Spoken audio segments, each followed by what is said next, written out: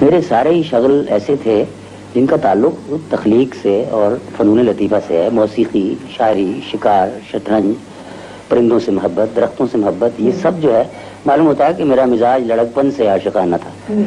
شاعری اصل میں شروع میں نے دراصل اس لیے کی کہ یوں لگتا تھا مجھے کہ جو خوبصورت چیزیں باہر میں فطرت میں دیکھتا ہوں وہ میرے بس میں نہیں آتی، میری گرفت میں نہیں آتی اور نکل جاتی ہیں اور چلی جاتی ہیں.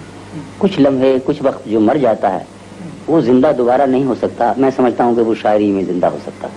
اس لیے شاعری شروع کی. طبیعت موضوع تھی، گھر کا ماحول بھی شعر و شاعری کا تھا. گھر میں ہمارے میر انیس پڑھا جاتا تھا. نانا میرے موسیقی کا شوق رکھتے تھے اور میر نذیر حسین ناشاد، میر نرنگ، یہ ہمارے شہر میں بھی اچھی فضا تھی. کتابیں گھر میں بچپن میں ہم نے شیخ سعدی پڑھا، فردوسی پڑھا، یہ سب چیزیں پڑھائی جاتی تھیں ہمیں بچپن میں. قرآن حکیم، پورا آہنگ، پورا لہن جو تھا وہ ایک شعر کی طرف تھا. پھر ایک اور بات ہے جو سب سے مجھے اہم نظر آتی ہے. جب میں نے پہلا شعر کہا مجھے یاد نہیں، مگر یوں لگتا ہے یہ شعر تھا میرا پہلا شاعر کہ قبول ہے جنہیں غم بھی تیری خوشی کے لیے، وہ جی رہے ہیں حقیقت میں زندگی کے لیے. تو مجھے یوں لگا، اتنی خوشی ہوئی کہ شاید اس سے پہلے مجھے کبھی کسی چیز کی خوشی نہیں ہوئی. اگر مجھے شعر کے علاوہ اتنی خوشی کسی اور کام میں ہوتی تو میں شاعری نہ کرتا. مجھے یاد پڑتا ہے کہ کچھ پنواری تھے شہر میں، کچھ ٹانگے والے تھے، ان سے تمہارا بڑا یارانہ اور ہمدردی کا تعلق تھا. ان کا تم ذکر نہیں کرے صاحب. تعلق تو اب بھی میرا ان سے ہے. ابھی پرسوں مجھے اسپتال میں ٹیکسی والوں کا ایک وفد ملنے آیا. کہنے لگا صاحب اخبار میں پڑھا ہے آپ کو طبی امداد کی کچھ کمی ہے، کچھ دقت ہے، تو یہ لیجئے ہم کچھ اکٹھا کر کے لائیں. میں نے کہا نہیں.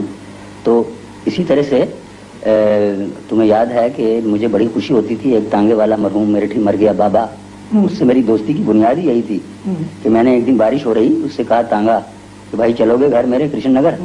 اس نے کہا کہ کیوں صاحب؟ میں نے کہا بھائی لے چلو. کہنے لگا میں نے بڑی بڑی سواریوں کو انکار کیا، اس بارش میں، اس برکھا میں کون جائے گا؟ تو میں نے کہا بھائی میں شعر کہتا ہوں. کہنے لگا کوئی شعر سناؤ. تو جب میں نے یہ شعر سنایا کہ واقعہ یہ ہے کہ بدنام ہوئے، بات اتنی تھی کہ آنسو نکلا، تو وہ بڈھا بارش میں بھیگتا بھیگتا ٹانگے سے اچھل پڑا. کہنے لگا بھائی لونڈے تیرا یہ شعر ہے؟ آپ بیٹھ ٹانگے میں اور ساری عمر مفت لے جاؤں گا. اور تا دم آخر وہ مجھے لے جاتا رہا. ویسے ناصر کاظمی تمہیں اس حادثے کا پتہ ہے؟ پتہ نہیں کہ وہ جو ٹانگے والے جن کے ساتھ تمہارا یارانہ تھا اور بعض ٹانگوں میں میں تمہارے ساتھ بیٹھتا رہا ہوں، انہوں نے ٹیکسیاں چلانی شروع کر دی ہیں. پرسوں ہی ایک ٹیکسی میں بیٹھا تھا تو وہ ٹیکسی والے نے مجھے مڑ کر دیکھا اور پھر کہا کہ بھائی ناصر صاحب کیسے ہیں؟ پھر میں نے اسے تمہارا حال سنا. وہ جو جالندری تھا، تمہیں یاد ہوگا، تو وہ ٹانگا چھوڑ کے ٹیکسی چلاتا ہے. تو اسی طرح سے ہے. ادیبوں نے بھی تو بہت سے ادیب اب کاروں میں چلتے نظر آتے ہیں. جو پتلے تھے موٹے ہو گئے ہیں.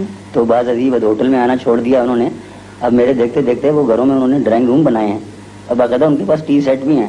بھائی ہم تو سڑکوں پہ ہمارا ہوٹل تھا، آپ کو پتا ہے درختوں کی چھاؤں ہماری یہ محفل ہوا کرتی تھی. آؤ گھاس پہ سبا جمائیں، یہ میرا ہی مصرع ہے. آج تو شہر کی روش پر پتوں کا میلہ سا لگا ہے. میں ہوں رات. وہ ساحلوں پہ گانے والے کیا ہوئے، وہ ساحلوں پہ گانے والے کیا ہوئے، وہ کشتیاں چلانے والے کیا ہوئے، وہ صبح آتے آتے رہ گئی کہاں، جو قافلے تھے آنے والے کیا ہوئے. میں ان کی راہ دیکھتا ہوں رات بھر، وہ روشنی دکھانے والے کیا ہوئے، وہ دل میں کھبنے والی آنکھیں کیا ہوئیں، وہ ہونٹ مسکرانے والے کیا ہوئے. عمارتیں تو جل کے راکھ ہو گئیں، عمارتیں بنانے والے کیا ہوئے.